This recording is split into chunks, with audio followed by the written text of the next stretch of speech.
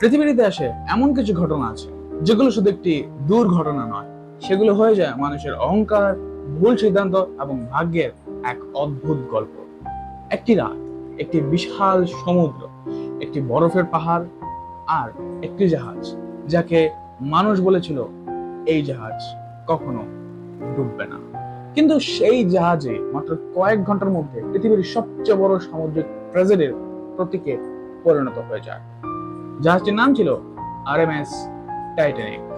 যে জাহাজে ছিল পৃথিবীর সবচেয়ে ধনী মানুষদের একজন, যে জাহাজে ছিল বিলাসিতার চূড়ান্ত ব্যবস্থা, জাহাজকে বলা হয়েছিল মানুষের প্রযুক্তির সবচেয়ে বড় সাফল্য, যে জাহাজই 1912 সালের 15 এপ্রিল আটলান্টিক মহাসাগরের গভীরে হারিয়ে যায়। প্রশ্ন হলো, কিভাবে এত বড়, এত আধুনিক একটি জাহাজ ডুবে গেল? কেন মানুষ শেষ পর্যন্ত বুঝতে পারেনি যে তাদের জীবনে বিপদ আছে, তাদের জীবন বিপদের মধ্যে? আর টাইটানিকের সেই রাতের এমন কোন সত্য আছে যা আজও মানুষকে অবাক করে তোলে? চলুন ফিরে যাই 100 বছরের বেশি আগের সেই অন্ধকার রাত। 1900 সালের শুরুর দিকে পৃথিবীর দ্রুত পরিবর্তন হচ্ছিল। শিল্প বিপ্লবের কারণে প্রযুক্তি এগিয়ে যাচ্ছিল, মানুষ নতুন নতুন আবিষ্কার করছিল।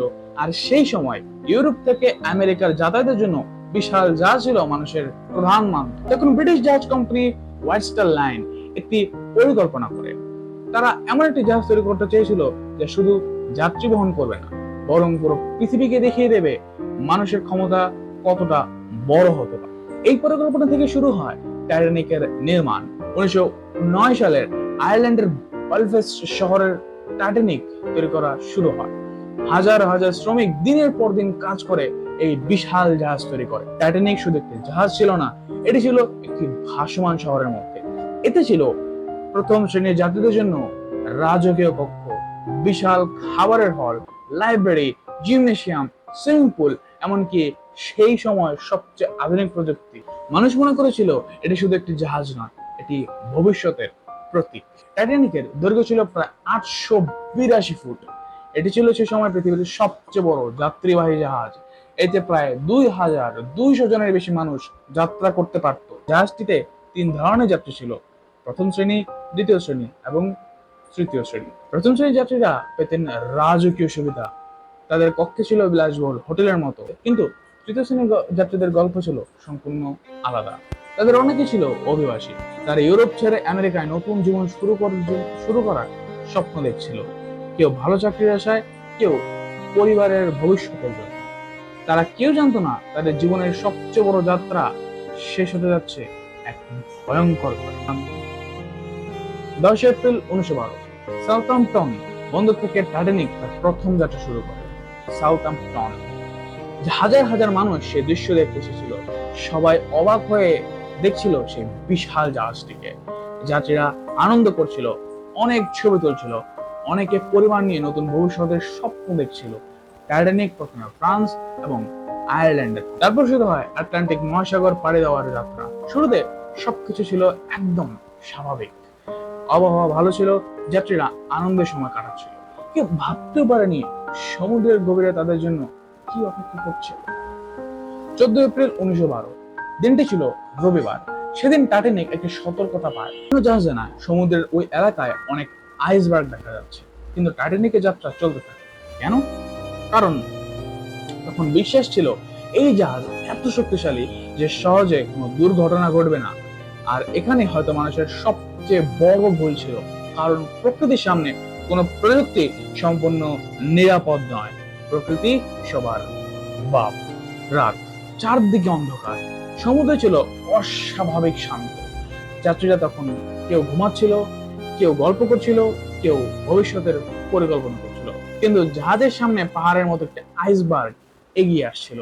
দূর থেকে সেটি দেখতে পাওয়া ছিল খুব কঠিন। যখন জাহাজের কর্মীরা সেটি দেখতে পায় তখন অনেক দেরি হয়ে গিয়েছিল।